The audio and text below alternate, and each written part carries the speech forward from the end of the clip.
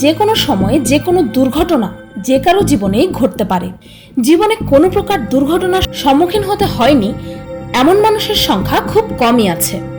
আমাদের দেশে প্রতিদিন ছিনতাই, অ্যাক্সিডেন্ট, চুরি, ডাকাতি এসব ঘটনা মানুষের জীবনে লেগেই থাকে। কিন্তু প্রাকৃতিক দুর্যোগ, নৌকাডুবি ও গুলি খাওয়ার মতো ভয়ঙ্কর প্রাণঘাতী দুর্ঘটনার থেকে বেঁচে ফিরলে বলা হয়ে থাকে যে সেই মানুষটি নতুন জীবন পেয়েছে। এই মানুষগুলো কি আসলেই নতুন জীবন পেয়েছে?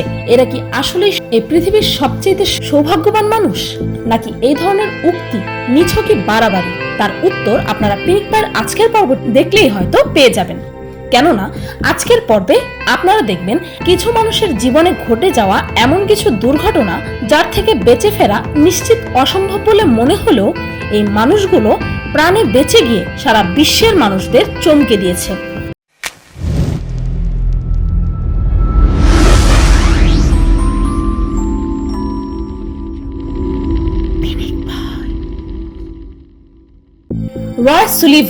রয় সুলিভান নামের এই লোকটির জীবনকালে মোট 7 বার তার ওপর বজ্রপাত হয়, যা অত্যন্ত রেয়ার একটি ব্যাপার।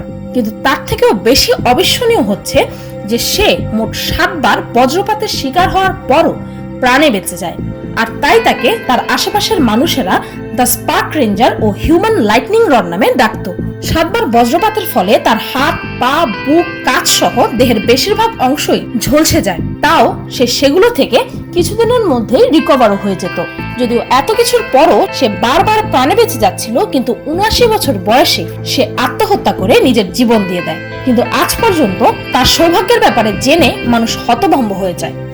মিরাকেল বেবি 2011 মার্চে জাপানে হওয়া সেই বিধ্বংসী সুনামিতে প্রায় 28,000 বাড়ি ও তার ভেতরে থাকা লক্ষ লক্ষ মানুষ প্রাণ হারায়, আর হাজার হাজার মানুষ নিখোঁজ হয়ে যায়। সেখানকার এক বাড়িতে থাকা এক ছোট্ট মেয়ে ভয়ঙ্কর সুনামির শিকার হয়। সেই বিধ্বংসী সুনামির ঠিক 4 দিন পর ধ্বংসস্তূপের মাঝখান থেকে মৃতদেহ উদ্ধার করার সময় উদ্ধারকারীরা একটি বাচ্চার কান্নার শব্দ শুনতে পায়, আর সেই স্তূপের ভেতর থেকে বাচ্চাটিকে বের করে আনে। আর অদ্ভুত ব্যাপার হচ্ছে এই যে বাচ্চা মেয়েটির গায়ে এতটুকু আঘাত পায়নি, আর টানা 4 দিন এভাবেই খাবার বা পানি ছাড়া ধ্বংসস্তূপের চাপায় সে অক্ষত ছিল। মিশেলিনা লেভানডস্কা মিশেলিনা নামের এই মেয়েটি যে সরাসরি মৃত্যুর মুখ থেকে ফিরে এসেছে এতে কারো কোনো সন্দেহ নেই। তার ফিয়ান্সে মার্সিন তার সাথে সম্পর্ক করে অতিষ্ঠ ছিল, আর তার থেকে ছাড়া পেতে সে যা করলো তা অকল্পনীয়। মার্সিন তার বন্ধুর সাথে মিলে একটি প্ল্যান বানায়। প্রথমে সে মিশেলিনাকে 3 লাখ ভোল্টের টেজার গান দিয়ে অ্যাটাক করে। তারপর মেয়েটির হাত পা বেঁধে তাকে একটি কার্ডবোর্ডের বক্সে ঢুকিয়ে জীবিত পুঁতে দেয়। তারপর তারা মিশেলিনার ব্যাংক অ্যাকাউন্ট থেকে 500 পাউন্ড উইথড্র করে নেয়। কিন্তু অন্যদিকে মিশেলিনা নিজের হাত ও পায়ের বাঁধন কাটার জন্য নিজের এঙ্গেজমেন্ট রিংটি ব্যবহার করে মাটির নিচ থেকে অর্ধমৃত অবস্থায় বেরিয়ে আসে। আর এই ঘটনার পর স্বাভাবিকভাবেই মানসিক ট্রমার শিকার হন। তবে তার প্রাণে বেঁচে যাওয়াটা সত্যি অকল্পনীয়। অ্যাডলফ স্যাক্স নামের এক বেলজিয়ান লোক, যার শৈশবের অ্যাক্সিডেন্টগুলোর কথা শুনলে মনে হবে যেন কেউ তাকে হাতে ধরে বারবার প্রাণে বাঁচিয়ে দিয়েছে। তার শৈশবের এই অ্যাক্সিডেন্টগুলোর যে কোনো একটি তার প্রাণ হারানোর জন্য যথেষ্ট ছিল।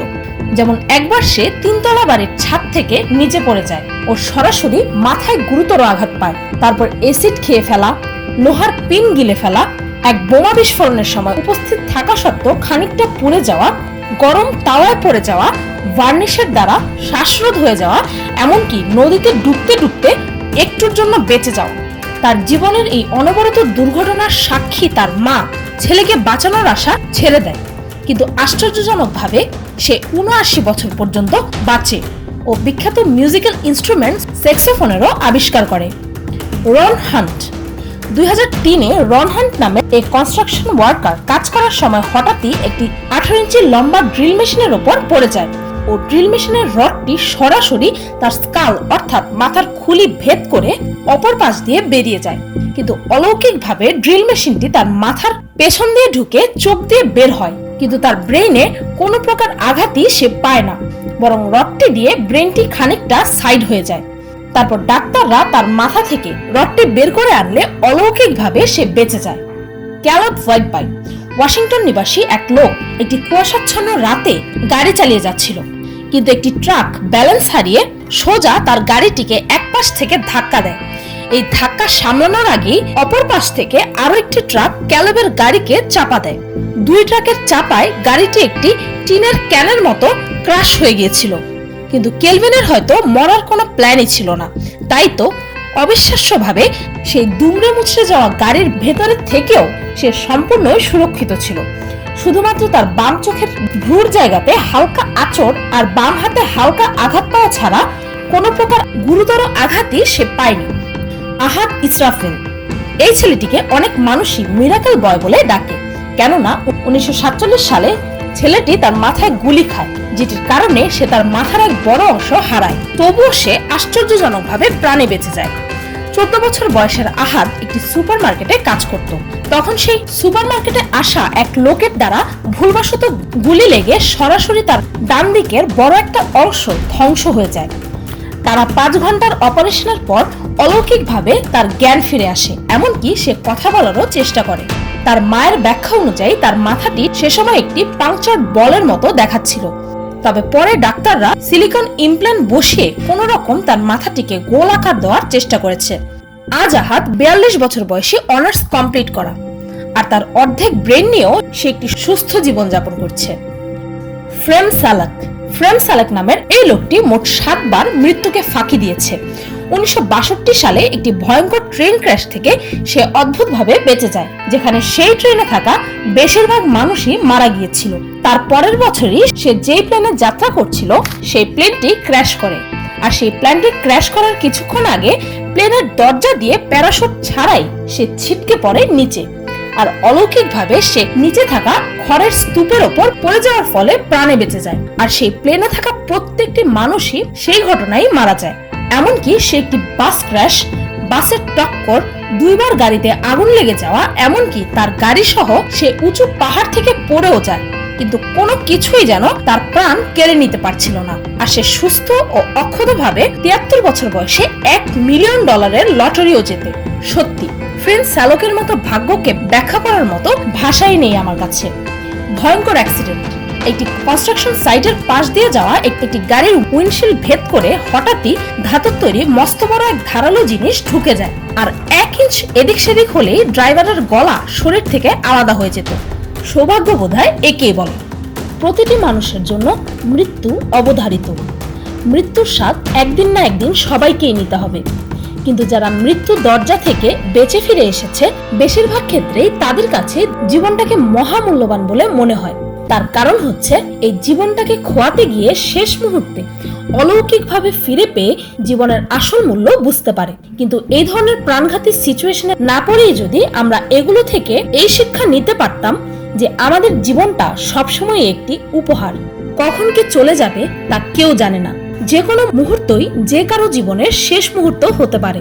ভিডিওটিতে দেখানো এই মানুষগুলো নেহাতি প্রকৃতির ব্যতিক্রম। এমনটা যে আপনার ও আমার জীবনে হবে তার কোনোই নিশ্চয়তা নেই। তাই প্রতিদিন ঘুম থেকে উঠে আপনার জীবনের আরো একটি মহামূল্যবান নতুন দিনের জন্য সৃষ্টিকর্তার কাছে কৃতজ্ঞ থাকুন, আর জীবনের প্রত্যেকটা দিনকে আপনার জীবনের শেষ দিন হিসেবে গণ্য করুন, যেন ঘুমাতে যাওয়ার আগে আপনার মনে কোনো ধরনের অনুশোচনা, দুঃখ বা আফসোস না থাকে। দেখবেন আপনি এই পৃথিবীর সবচেয়ে সৌভাগ্যবান মানুষ না হতে পারলেও সবচেয়ে সুখী মানুষটি অবশ্যই হতে পারবেন। আপনাদের সকলের মঙ্গল কামনা করে ভিডিওটি এখানেই শেষ করছি। এফসি মিডিয়া এই চ্যানেলটি প্রতিনিয়ত মজার মজার সব ফানি ভিডিওস আপলোড করে। এই চ্যানেলটি থেকে ঘুরে আসার জন্য পিনিক পায়ের পক্ষ থেকে আপনাদের সবার কাছে অনুরোধ রইল। আপনাদের মধ্যে অনেকেই জানতে চেয়েছিলেন যে খুব সহজেই চ্যানেলের জন্য একটি ইন্ট্রো কিভাবে বানাতে হয়, আর এই নিয়ে আমার সেকেন্ড চ্যানেল মিস্টেকে আজকে একটি ভিডিও আপলোড করেছি। সেই ভিডিওটির লিংক ডেসক্রিপশন ও ফার্স্ট কমেন্টে পেয়ে যাবেন। আর হ্যাঁ, পিনিক পায়ের একটি ফেসবুক পেজ আছে। সেই পেজটিতে আমি এমন সব ভিডিও আপলোড করি যে ভিডিওগুলো ইউটিউবের কঠিন রুলের কারণে আমি আমার ইউটিউব চ্যানেলটিতে কখনোই আপলোড করতে পারবো না। তাই পিনিক পায়ের সেই না দেখা ভিডিওগুলো দেখতে হলে আমার সেই ফেসবুক পেজটিকে লাইক করতে ভুলবেন না যেন। সেই ফেসবুক পেজটির লিংক ডেসক্রিপশন ও ফার্স্ট কমেন্টে পেয়ে যাবেন। ভিডিওটি ভালো লাগলে একটি লাইক দিতে ভুলবেন না, আর পরবর্তীতে আপনারা পিনিক পায়ে কোন ধরনের ভিডিও দেখতে চান তা কমেন্টে জানাতে ভুলবেন না। আর আমার চ্যানেলটিকে সাবস্ক্রাইব করুন প্রতিদিন আরো অদ্ভুত ও মজার সব ভিডিও দেখতে। আজকের মতো এই পর্যন্তই, দেখা হচ্ছে পরের ভিডিওতে।